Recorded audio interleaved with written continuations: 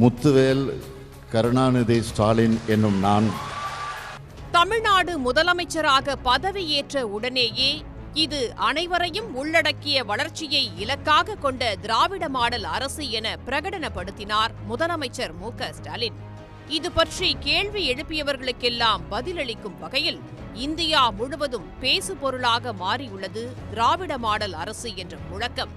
2021 சட்டப்பேரவை தேர்தலின் போது திமுக அளித்த வாக்குறுதிகள் இன்று பல மாநிலங்களில் பல்வேறு கட்சிகளின் வாக்குறுதிகளாக மாறியுள்ளன.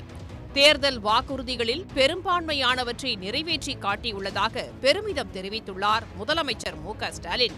கொரோனா பெருந்தொற்றின் தாக்கம் தமிழ்நாட்டு மக்களின் வாழ்வாதாரத்தையும் அரசின் வருவாய் ஆதாரங்களையும் முடக்கி போட்டிருந்த நெருக்கடியான காலகட்டத்தில் பொறுப்பேற்ற மு.க.ஸ்டாலின் அரசு 3 ஆண்டுகளை நிறைவு செய்ய உள்ள இந்த நேரத்தில் இதுவரை செய்தது என்ன, நிறைவேற்றிய வாக்குறுதிகள் எவை எவை என்பது குறித்து விவரிக்கிறது இந்த சிறப்பு தொகுப்பு.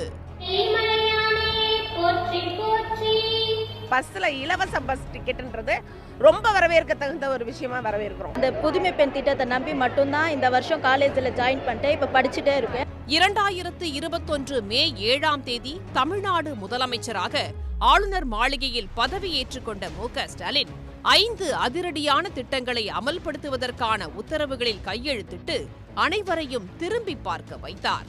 கொரோனா ஊரடங்கால் பாதிக்கப்பட்டிருந்த அரிசி குடும்ப அட்டைதாரர்களுக்கு தலா 4000 ரூபாய் வீதம் 2,14,00,000 குடும்பங்களுக்கு நிதி உதவி வழங்கப்பட்டது. ஆவின் பால் லிட்டர் ஒன்றுக்கு 3 ரூபாய் வீதம் குறைக்கப்பட்டது. மிக முக்கியமாக அரசு பேருந்துகளில் மகளிருக்கு கட்டணமில்லா பேருந்து பயணம் போன்ற முக்கியத்துவம் வாய்ந்த திட்டம் ஆட்சிக்கு வந்த அடுத்த நாளே அமலுக்கு வந்தது. பஸ்ல இலவச பஸ் டிக்கெட்ன்றது ரொம்ப வரவேற்க தகுந்த ஒரு விஷயமா வரவேற்கிறோம். பெண்களுக்காக இந்த திட்டத்தை அறிவிச்சதுக்காக முதலமைச்சருக்காக ரொம்ப நன்றி தெரிவிச்சிருக்கிறேன். டெய்லி காலையிலையும் சாயங்காலமும் போயிட்டு வரதுக்கு எனக்கு டெய்லி 50 ரூபா ஆகுது. இப்போ அதனால எனக்கு நல்ல பெனிஃபிட் உண்டு. ஒரு நாளைக்கு எப்படி 100 ரூபாய் கிட்ட எனக்கு பஸ்ஸுக்கு ஆகிடும். எல்லாமே டீலக்ஸ் வண்டியாக தான் வரும். ஒயிட் போர்டு எப்போ ஒரு வாட்டி தான் வரும். இப்போ இந்த முதல்வர் எங்களுக்காக எங்கள் கஷ்டத்தை புரிந்து இந்த ஃப்ரீயாக இந்த வண்டி விட்டதுக்காக ரொம்ப நன்றி, மகிழ்ச்சி சார். பதவியேற்றவுடன் அதிரடி திட்டங்களை அமல்படுத்தியதுடன் நின்று விடாமல் அடுத்தடுத்து மக்கள் நலத்திட்டங்களை செயல்படுத்தியது ஸ்டாலின் அரசு. அந்த வகையில் 6ஆம் வகுப்பு முதல் 12ஆம் வகுப்பு வரை அரசு பள்ளிகளில் பயின்று உயர்கல்விக்கு செல்லும் மாணவிகளுக்கு மாதம் 1000 ரூபாய் உதவித்தொகை வழங்கும் புதுமை பெண் திட்டம் உயர்கல்வியை நோக்கி பெண்களை ஊக்குவிக்கும் சிறப்பான திட்டம் என வரவேற்பை பெற்றது. இந்த புதுமை பெண் திட்டத்தை நம்பி மட்டும்தான் இந்த வருஷம் காலேஜில் ஜாயின் பண்ணிட்டேன். இப்போ படிச்சுட்டே இருக்கேன். இந்த திட்டத்தை கொண்டு வந்த முதலமைச்சர் ஐயாவுக்கு என் மனமார்ந்த நன்றியை தெரிவித்துக் கொள்கிறேன். எங்கள் வீட்டுக்கார் பெயிண்டிங் வேலை தான் செய்கிறாரு. அவருடைய அனுப்புகிற பைசா எனக்கு குடும்பம் இந்த ஹாஸ்டல் ஃபீஸ் கட்டத்துக்கு போதுமானதாக இல்லை. இந்த புதுமை பெண் திட்டத்தின் மூலம் 1000 ரூபாய் கிடைக்குது. அந்த நிதி உதவித்தொகை மூலம் என்னுடைய படிப்பு செலவை நான் சுலபமாக முடிப்பதற்கு இது உதவுகிறது. எங்கள் வீட்டில் 12th முடித்த உடனே காலேஜ்லாம் வேணாம், மேற்கொண்டு படிக்க வைக்க செலவு இல்லை, எங்ககிட்ட காசு இல்லைன்னு சொல்லிட்டாங்க. வேணாம், படிக்க வேணான்னாங்க. இப்போ புதுமை பெண் திட்டம் மூலியமாக என்னை காலேஜில் நான் சேர்ந்துருக்கேன். இந்த திட்டம் எனக்கு தெரிஞ்சதுனால நான் காலேஜ் சேர்ந்துருக்கேன். இப்போ ஃபஸ்ட்டு பண்ணிகிட்ருக்கேன். எனக்கு இந்த திட்டம் ரொம்ப யூஸ்ஃபுல்லாக இருக்குது. இந்த திட்டத்தை அறிமுகப்படுத்தின முதலமைச்சருக்கும் அரசுக்கும் என்னை மனமார்ந்த நன்றிகளை நான் தெரிவித்துக் கொள்கிறேன். மாணவிகளுக்கு மட்டுமின்றி அரசு பள்ளிகளில் பயின்று உயர்கல்விக்கு செல்லும் மாணவர்களுக்கும் மாதம் 1000 ரூபாய் உதவித்தொகை வழங்கும் தமிழ் புதல்வன் திட்டம் நிறைவேற்றப்படும் என்றும் தமிழ்நாடு அரசு அறிவித்துள்ளது. இதேபோல் பெரிதும் எதிர்பார்க்கப்பட்ட குடும்ப தலைவிகளுக்கு மாதந்தோறும் 1000 ரூபாய் வழங்கும் மகளிர் உரிமை தொகை திட்டம் கலைஞர் மகளிர் உரிமை தொகை என்ற பெயரில் அறிஞர் அண்ணாவின் பிறந்த நாளில் நடைமுறைப்படுத்தப்பட்டது. பெரும் வரவேற்பை பெற்றுள்ள இந்த திட்டத்தின் மூலம் 1,15,00,000 பெண்கள் பயனடைந்து வருகின்றனர். கடந்த 8 மாதங்களில் 9,200 கோடி ரூபாய் வழங்கப்பட்டுள்ளதாக புள்ளி விவரங்கள் தெரிவிக்கின்றன. ரொம்ப மேன்மையா ஸ்டாலின் ஐயா எங்களுக்கு பண்ணியிருக்கிறாரு. 1000 ரூபாய் சேமிப்பாங்கிறது மிகப்பெரிய விஷயம்தான். எங்க மாதிரி கஷ்டப்படுகிற குடும்பங்களுக்கு யார் கைவிட்டாலும் கடவுள் ஒருத்தர் இருக்கிறாருன்னு நினைச்சிட்டு இருக்கிறோம். அந்த கடவுள் ஸ்டாலின் ஐயா மூலியமா நாங்க பாக்குறோம். இந்த 1000 ரூபாய் எங்களுக்கு ரொம்ப உதவியா இருக்குங்க. நாங்கள் 6 நாள் வேலைக்கு போனால் தான் இந்த 1000 ரூபாய் எங்களுக்கு சம்பாதிக்க முடியுங்க. ஆனாலும் இந்த 1000 ரூபாய் எங்களுக்கு ரொம்ப உதவியா இருக்குங்க. ஆரம்ப பள்ளி மாணவர்களுக்கு காலை சிற்றுண்டி வழங்கும் திட்டம் தமிழ்நாடு அரசு மேற்கொண்ட மிக முக்கியமான நடவடிக்கையாகும். முதல் கட்டமாக சுமார் 1500 பள்ளிகளில் தொடங்கப்பட்ட இந்த திட்டம் பின்னர் மாநிலம் முழுவதும் விரிவுபடுத்தப்பட்டது. தமிழ்நாடு அரசின் காலை சிற்றுண்டி திட்டத்தால் பள்ளிக்கூடங்களில் மாணவர்களின் வருகை பதிவு அதிகரித்துள்ளதாக புள்ளி விவரங்கள் கூறுகின்றன. ஸ்டாலின் ராஜா. ஸ்டாலின் ராஜாவா? உங்க அப்பா எங்க வேலை பார்க்கறான்னு கேட்டாங்க. தேப்பு வேலையில் பார்க்கறான்னு. ஒரு நாளைக்கு உங்க வீட்டுக்கு வரேன்னு சொன்னாரு. நான் மட்டுமே முதல்வர் அல்ல, மாணவர்கள் அனைவரும் அவரவர் துறைகளில் முதல்வனாக இருக்க வேண்டும் என்ற முழக்கத்துடன் நான் முதல்வன் திட்டத்தை தொடங்கி வைத்தார் முதலமைச்சர் மு.க. ஸ்டாலின். 12ஆம் வகுப்புடன் படிப்பை நிறுத்திய மாணவர்களை தேடி பிடித்து கல்லூரியில் சேர்த்து படிப்பை தொடர வைக்கும் நான் முதல்வன் திட்டம் பெரும் வரவேற்பை பெற்றது. அது மட்டுமின்றி இத்திட்டத்தின் மூலம் தமிழ்நாட்டு இளைஞர்களின் திறமைகளை மேம்படுத்தி சர்வதேச தொழில் நிறுவனங்களின் தேவைக்கு ஏற்ப தயார்படுத்தும் நடவடிக்கைகள் மேற்கொள்ளப்பட்டு வருகின்றன.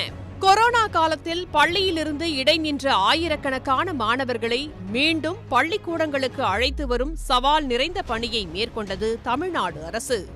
அதற்காக இல்லம் தேடி கல்வி திட்டத்தின் மூலம் குழுக்கள் அமைக்கப்பட்டு மாணவர்களின் வீடுகளுக்கே சென்று ஆசிரியர்கள் கல்வி கற்பித்தனர். இதனால் கை நழுவி போயிருந்த கல்வி செல்வத்தை பல்லாயிரக்கணக்கான மாணவர்கள் திரும்பவும் மீட்டுக் கொண்டனர்.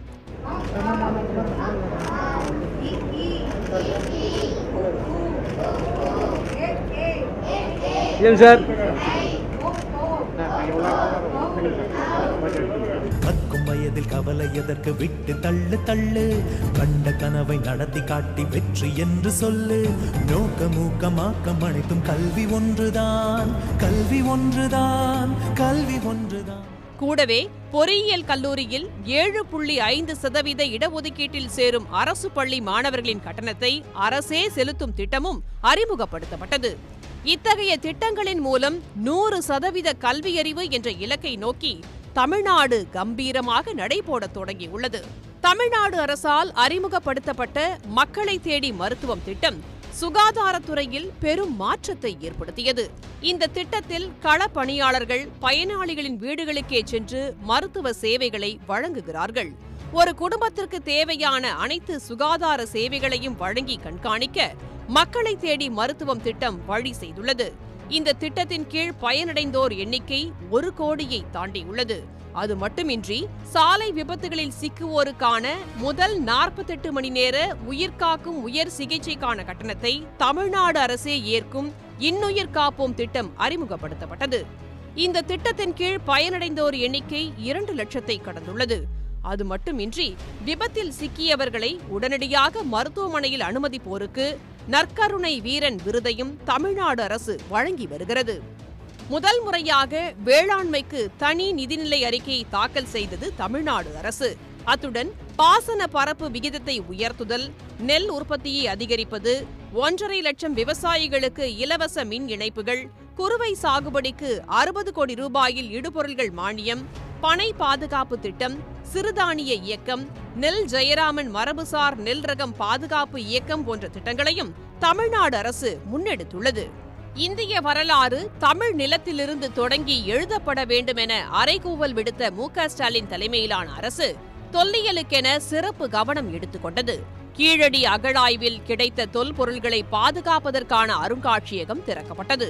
நெல்லையில் பொருணை அருங்காட்சியகம் அமைக்கப்பட்டு வருகிறது. தமிழர் தொன்மையை தேட கீழடி, சிவகளை, கங்கை கொண்ட சோழபுரம், மயிலாடும்பாறை, வெம்பக்கோட்டை, துலுக்கர்பட்டி, பெரும்பாலை ஆகிய இடங்களில் ஆய்வுகள் மேற்கொள்ளப்பட்டு வருகின்றன. கடலுக்கு அடியில் தொல்லியல் ஆய்வு நடத்தவும் நடவடிக்கை மேற்கொள்ளப்பட்டுள்ளது. நெல்லையில் பொருணை விழா, தஞ்சையில் காவிரி விழா, கோவையில் சிறுவாணி விழா, மதுரையில் வைகை விழா, சென்னையில் இலக்கிய விழா என ஊரெங்கும் இலக்கிய மனம் பரவுகிறது. இந்தியாவிலேயே முதல் முறையாக செஸ் ஒலிம்பியாட் போட்டிகளை சென்னையில் சிறப்பாக நடத்தி அனைத்துலக நாடுகளின் கவனத்தையும் தமிழ்நாட்டின் பக்கம் குவித்தார் முதலமைச்சர் மு.க. ஸ்டாலின். முதலமைச்சர் மு.க. ஸ்டாலின் தலைமையிலான திமுக ஆட்சி அமைந்த பிறகு முதலீடுகளை ஈர்ப்பதில் தமிழ்நாடு முன்னணி மாநிலமாக மாறியுள்ளது. 2030க்குள் $1 டிரில்லியன் பொருளாதார வளர்ச்சி என்ற இலக்கோடு பயணிக்கும் திமுக அரசு சென்னை, கோவை மற்றும் தூத்துக்குடியில் நடத்தப்பட்ட முதலீட்டாளர்கள் மாநாடு மூலம் 1,90,803 கோடி ரூபாய் முதலீடுகளை தமிழ்நாட்டுக்கு ஈர்த்துள்ளது. சுமார் 3 லட்சம் வேலை வாய்ப்புகளும் உருவாக்கப்பட்டுள்ளன. சென்னையில் 2023 நடைபெற்ற முதலீட்டாளர்கள் மாநாட்டில் முன் எப்போதும் இல்லாத வகையில் 6,64,180 கோடி ரூபாய்க்கான முதலீடுகளும் ஈர்க்கப்பட்டுள்ளன. இதன் மூலம் 27 லட்சம் வேலை வாய்ப்புகள் உறுதி செய்யப்பட்டுள்ளன. ஒட்டுமொத்தமாக திமுக ஆட்சியில் 8,65,000 கோடி ரூபாய் அளவுக்கான முதலீடுகள் தமிழ்நாட்டுக்கு ஈர்க்கப்பட்டுள்ளன. திமுக ஆட்சிக்கு வந்த பிறகு 44 தொழிற்சாலைகளுக்கு அடிக்கல் நாட்டப்பட்டு 27 தொழிற்சாலைகள் திறக்கப்பட்டுள்ளன. 2020ஆம் ஆண்டு அதிமுக ஆட்சியில் தேசிய அளவில் தொழில் தொடங்க உகந்த மாநிலங்களின் பட்டியலில் 14வது இடத்தில் இருந்த தமிழ்நாடு மு.க. ஸ்டாலின் முதலமைச்சராக பொறுப்பேற்ற பிறகு 3ஆம் இடத்திற்கு முன்னேறியது. மு.க. ஸ்டாலின் தலைமையிலான அரசின் மீது இந்துத்துவ அமைப்புகள் வைக்கும் முக்கிய குற்றச்சாட்டு திருக்கோயில்கள் திராவிட மாடல் அரசால் கண்டுகொள்ளப்படுவதில்லை என்பதுதான். ஆனால் இத்தகைய குற்றச்சாட்டுகளை பொய்யாக்கும் வண்ணம் இந்து சமய அறநிலையத்துறை பல்வேறு திட்டங்களை முன்னெடுத்துள்ளது. தமிழ்நாடு முழுவதும் ஆக்கிரமிப்பில் இருந்த சுமார் 4,000 கோடி ரூபாய் மதிப்புள்ள கோயில் நிலங்கள் மீட்கப்பட்டுள்ளன. பெரியாரின் கனவை நனவாக்கும் வகையில் அனைத்து சாதியினரும் அர்ச்சகர், அன்னை தமிழில் அர்ச்சனை, தமிழ் போற்றி பாடல்கள் வெளியீடு, தேவார திவ்ய பிரபந்த பாடல்கள் பதிப்பு நூல்கள் வெளியீடு போன்ற திட்டங்கள் செயல்படுத்தப்பட்டுள்ளன. திருக்கோயில்களில் பெண் ஓதுவார்கள் நியமிக்கப்பட நடவடிக்கை எடுக்கப்பட்டுள்ளது. தமிழக முதலமைச்சர் மாண்புமிகு தமிழக முதல்வரின் திருக்கரங்களாலே பணி நியமன ஆணையை பெற்றுக்கொண்டு அருள்மிகு சுப்பிரமணிய சுவாமி கோயிலுக்கு வந்துள்ளேன். எங்களுடைய குடும்பத்திற்கு மிகவும் சந்தோஷமாக உள்ளது மற்றும் எங்களுக்கெல்லாம் ஒரு அங்கீகாரம் கிடைத்ததற்கு இது ஒரு பணி நியமனமாக நாங்கள் கருதுகின்றோம். மிக மிக மகிழ்ச்சியாகவும் நன்றி கடனோடு இருக்கின்றோம்.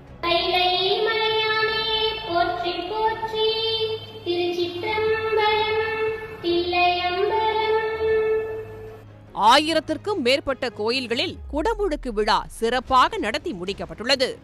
மதுரையில் கலைஞர் பெயரால் 114 கோடியில் நூலகம், சென்னை அண்ணா நூலகம் மறுசீரமைப்பு, கிண்டியில் கிங்ஸ் நோய் தடுப்பு வளாகத்தில் பன்னோக்கு மருத்துவமனை, அயோத்திதாச பண்டிதருக்கு சென்னையில் மணிமண்டபம், எழுத்தாளர் கி. ராஜநாராயணனுக்கு மணிமண்டபம், சென்னையில் வீரபாண்டிய கட்டபொம்மன், மருதுபாண்டியர் சிலைகள், வ.உ.சி. இழுத்த செக்கு புதிய வடிவத்தில் அமைப்பு போன்றவற்றை மிக குறுகிய காலத்திற்குள் சாதித்திருக்கிறது தமிழ்நாடு அரசு. இவற்றை விடவும் சமூக நீதி காவலரான முன்னாள் பிரதமர் வி.பி. சிங்கிற்கு தலைநகர் சென்னையில் முழு உருவ கம்பீர சிலை அமைத்து முதலமைச்சர் மு.க. ஸ்டாலின் திறந்து வைத்துள்ளார். பிற்படுத்தப்பட்ட சமூக மக்களுக்கு இடஒதுக்கீடு வழங்கிய வி.பி. சிங்குக்கு இந்தியாவில் அமைக்கப்படும் முதல் சிலை இது என அவரது குடும்பத்தினர் முதலமைச்சருக்கு நன்றி தெரிவித்துள்ளனர். இப்படி ஒவ்வொரு துறையிலும் கவனம் செலுத்தி வரும் முதலமைச்சர் மு.க. ஸ்டாலின் தமிழ்நாடு முழுவதும் செயல்படுத்தப்படும் அரசு திட்டங்களின் நிலையை ஒவ்வொரு நாளும் அறிந்து கொள்ளும் வகையில் முதலமைச்சரின் தகவல் பலகை ஒன்றை உருவாக்கி நேரடியாக கண்காணித்து வருகிறார்.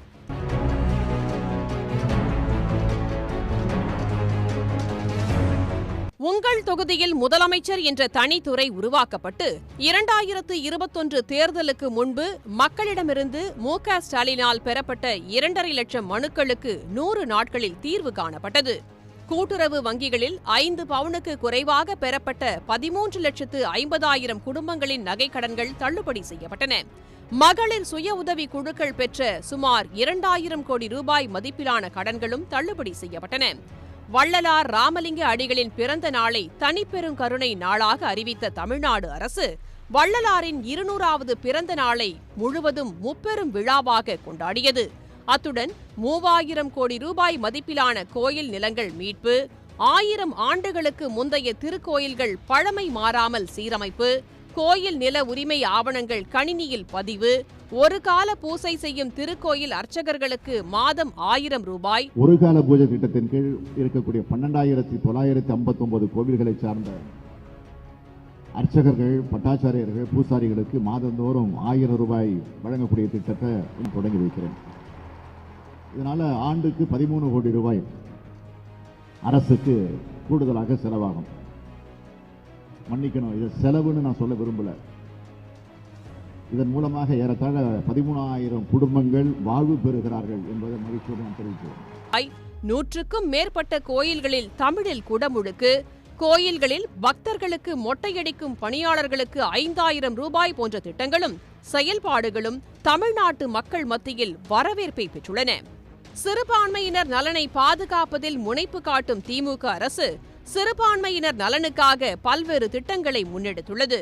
டிசம்பர் 3ஆம் தேதியை சிறுபான்மையினர் உரிமை நாளாக அறிவித்துள்ள தமிழ்நாடு அரசு கிராமப்புற சிறுபான்மையின மாணவர் கல்வி உதவித்தொகை, வக்ஃப் வாரிய தலைமை அலுவலகத்திற்கு புதிய கட்டடம், ரமலான் மாதத்தில் நோன்பு கஞ்சி தயாரிக்க 6,000 மெட்ரிக் டன் இலவச அரிசி போன்ற திட்டங்களையும் செயல்படுத்தியுள்ளது. தேவாலயங்களை சீரமைக்க 5 கோடி ரூபாய் நிதி ஒதுக்கீடு, கிறிஸ்தவ மகளிர் சுய உதவி குழுக்களுக்கு 2 கோடி ரூபாய் கடன் தொகை ஒதுக்கீடு, சிறுபான்மையினர் பள்ளிகளுக்கான அனுமதி பெறும் நடைமுறையை எளிமைப்படுத்தியது உள்ளிட்ட பல்வேறு திட்டங்களை செயல்படுத்தி வருகிறது. அது மட்டுமின்றி கிறிஸ்தவ மதத்திற்கு மாறிய தாழ்த்தப்பட்ட சமூகத்தைச் சேர்ந்த மக்களை பட்டியலென பிரிவில் சேர்க்க வலியுறுத்தி சட்டமன்றத்திலேயே அனைத்து கட்சிகளின் ஆதரவுடன் தீர்மானம் நிறைவேற்றினார் முதலமைச்சர் மு.க.ஸ்டாலின். மகாகவி பாரதியார் நினைவு 125வது ஆண்டு, கப்பலோட்டிய தமிழன் வ.உ. சிதம்பரனாரின் 150வது ஆண்டு அரசின் சார்பில் கொண்டாடப்பட்டது. தமிழ்நாடு அரசு பணியாளர் தேர்வாணையம் நடத்தும் அனைத்து போட்டித் தேர்வுகளிலும் தமிழ் மொழி பாடத்தால் கட்டாயமாக்கப்பட்டது. இதன் மூலம் தமிழை அறிந்தவர்கள் மட்டுமே அரசு பணியில் சேர முடியும் என்ற நிலை ஏற்பட்டுள்ளது. தமிழ்த்தாய் வாழ்த்து மாநில பாடலாக அறிவிக்கப்பட்டு தமிழ்த்தாய் வாழ்த்து இசைக்கும் போது மாற்றுத்திறனாளிகள் தவிர்த்த அனைவரும் எழுந்து நின்று மரியாதை செலுத்துவது கட்டாயமாக்கப்பட்டது. தமிழ்நாடு மாநில மகளிர் வரைவு கொள்கையை வெளியிட்டு பெண்கள் நலத்திற்கென பல்வேறு நலத்திட்டங்களை தமிழ்நாடு அரசு செயல்படுத்தி வருகிறது. 40 வயதிற்கு மேற்பட்ட திருநங்கையருக்கு மாதாந்திர ஓய்வூதியம், திருநங்கையர் தொழில் தொடங்க மானியம் போன்றவையும் நடைமுறைப்படுத்தப்பட்டுள்ளன. தொழிலாளர் நல வாரியத்தில் சுமார் 7 லட்சம் பேருக்கு நலத்திட்ட உதவிகளை வழங்கியுள்ளது. 25 விதமான தொழில்களுக்கு குறைந்தபட்ச ஊதியம் நிர்ணயம் செய்துள்ளதோடு அமைப்புசாரா தொழிலாளர்களின் குழந்தைகளுக்கு 1000 ரூபாய் கல்வி உதவித்தொகை வழங்க வழிவகை செய்யப்பட்டது. கடை மற்றும் நிறுவனங்களில் பணிபுரியும் பணியாளர்களுக்கு இருக்கை வசதி ஏற்படுத்தி தர சட்டத்தில் திருத்தம் கொண்டுவரப்பட்டது.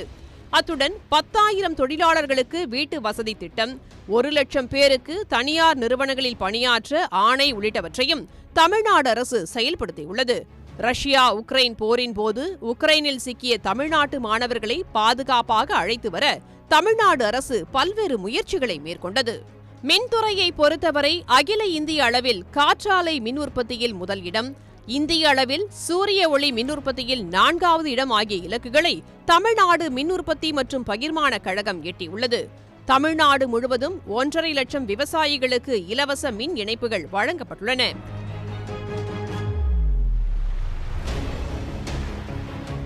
மீன்பிடி குறைந்த காலத்தில் மீனவர்களுக்கு 6,000 ரூபாய் உதவித்தொகை வழங்கும் திட்டத்தின் மூலம் சுமார் 1.5 லட்சம் பேர் பயனடைந்துள்ளனர். மீனவ பெண்களுக்கு மானியம் வழங்கும் திட்டத்தின் மூலம் 1,78,000 பேர் பயனடைந்துள்ளனர். கடல்சார் கல்வி பயில மீனவ இளைஞர்களுக்கு கல்வி உதவித்தொகை, இலங்கை அரசால் சிறைபிடிக்கப்பட்ட படகு உரிமையாளர்களுக்கு இழப்பீடு போன்ற திட்டங்களையும் தமிழ்நாடு அரசு செயல்படுத்தி வருகிறது. இலங்கை தமிழர்களுக்கு 231 கோடி ரூபாய் மதிப்பீட்டில் வீடுகள் கட்டி கொடுக்கப்பட்டன. சுற்றுச்சூழலை பாதுகாக்கும் வகையில் பிளாஸ்டிக் பைகளுக்கு மாற்றாக மீண்டும் மஞ்சப்பை திட்டம் அறிமுகப்படுத்தப்பட்டு பொது இடங்களில் மஞ்சப்பைகளை பெறுவதற்கான தானியங்கி இயந்திரங்கள் அமைக்கப்பட்டன. உள்கட்டமைப்பு வசதிகளை மேம்படுத்துவதிலும் தமிழ்நாடு அரசு தீவிரம் காட்டி வருகிறது. பருவமழைக்கு முன்னதாகவே திட்டமிட்டு கழிவுநீர் கட்டமைப்புகள் தூர்வாருதல், புதிய மழைநீர் வடிகால்களை அமைத்தல் போன்ற பணிகளை முன்னெடுத்ததால் வடகிழக்கு பருவமழையின் போது சென்னையில் தண்ணீர் தேங்காமல் கட்டுப்படுத்தப்பட்டது. அத்துடன் 5,800 கோடியில் சென்னை துறைமுகம் மதுரவாயல் உயர்மட்ட பால பணிகள், 1000 கோடி ரூபாய் மதிப்பீட்டில் கலைஞர் நகர்ப்புற மேம்பாட்டு திட்டம், சென்னை மாடம்பாக்கத்தில் புறநகர் வளர்ச்சிப் பணிகள் போன்றவற்றையும் தமிழ்நாடு அரசு முன்னெடுத்து வருகிறது. இவற்றின் மூலம் இந்தியாவிலேயே பன்னாட்டு நிறுவனங்கள் தொழில் தொடங்க உகந்த மாநிலமாக தமிழ்நாடு திகழ்கிறது. மாற்றுத்திறனாளிகள் 2 லட்சம் பேர் பயனடையும் வகையில் பராமரிப்பு உதவித்தொகை ரூபாய் 2,000 உயர்வு, மன வளர்ச்சி குன்றிய குழந்தைகளின் பெற்றோர் தொழில் தொடங்குவதற்கு உதவி செய்ய குறைந்தபட்ச கல்வி தகுதி மற்றும் வயது வரம்பில் தளர்வு, மாற்றுத்திறனாளிகளுடன் துணையாளர் ஒருவர் கட்டணமின்றி நகர பேருந்துகளில் பயணம் செய்ய அனுமதி, வீடு வழங்கும் திட்டத்தில் வறுமை கோட்டிற்கு கீழுள்ள மாற்றுத்திறனாளிகளுக்கு 5% வீடுகள் வழங்க ஆணை, 1294 சிறப்பாசிரியர்கள் மற்றும் தசை பயிற்சியாளர்களுக்கு மதிப்பூதியம் உயர்வு போன்ற பல்வேறு திட்டங்களை மாற்றுத்திறனாளிகள் நலத்துறை செயல்படுத்தி வருகிறது. எங்களுக்கு நலத்திட்ட உதவிகள் மாற்றுத்திறனாளிகள் நிறைய பண்ணியிருக்காரு. எங்களுக்கெல்லாம் உதவி செய்யறதுக்கு கடவுள் உங்களை அனுப்பியிருக்காருன்னு நினைக்கிறேன். நாங்கள் 2 வருஷமாக கலெக்டர் ஆஃபீஸில் போராடி எங்களுக்கு எந்த ஒரு பெனிஃபிட்டும் கிடைக்கலைங்க. ஆனால் ஐயா ஸ்டாலின் ஐயா வந்ததுக்கு அப்புறம் தாங்க எங்களுக்கு இந்த நாட்காலி கிடச்சிருக்குதுங்க. இது மூலிமா என் பையன் படித்து பெரிய ஆளாவான்னு நம்பிக்கை எனக்கு இருக்குங்க. இந்த நாட்காலி கொடுத்த ஐயா அவர்களுக்கு என்னோட நன்றி தெரிவிச்சுக்கிறேங்க. இந்த மாதிரி இருக்கிற எல்லா குழந்தைகளுக்கும் ஐயா மனசு வச்சு ஒரு உதவியை செய்யணும்னு என்னோட குழந்தைங்க சார்பாக நான் கேட்டுக்கிறேங்க. எல்லாவற்றுக்கும் மேலாக சென்னை மெரினா கடற்கரையை மாற்றுத்திறனாளிகள் கண்டு மகிழும் வகையில் சக்கர நாற்காலிகளை பயன்படுத்துவதற்கான சிறப்பு பாதை அமைக்கப்பட்டது. தமிழ்நாட்டிற்கென பிரத்யேக காலநிலை திட்டம், தமிழ்நாடு பசுமை இயக்கம் தொடக்கம், சுமார் 3 கோடி மரக்கன்றுகள் நடும் திட்டம், கடல் அரிப்பை தடுக்கவும் கடற்கரையின் பல்லுயிரினத்தை பேணவும் பனைமரங்களை நடும் திட்டம், அருகி வரும் உயிரினங்களான கடற்பசு, தேவாங்கு உள்ளிட்ட உயிரினங்களை பாதுகாக்க சரணாலயங்கள் போன்ற திட்டங்களை தமிழ்நாடு அரசு வகுத்துள்ளது. 2021 சட்டமன்ற தேர்தலின் போது அளித்த பெரும்பாலான வாக்குறுதிகளை நிறைவேற்றியுள்ள முதலமைச்சர் மு.க.ஸ்டாலின் அரசு மீதமுள்ள வாக்குறுதிகளையும் நிறைவேற்றுவதற்கான நடவடிக்கைகளை மேற்கொண்டு வருகிறது. உடனுக்குடன் செய்திகளை தெரிந்து கொள்ள சன் நியூஸ் பெல் ஐகானை கிளிக் பண்ணுங்க.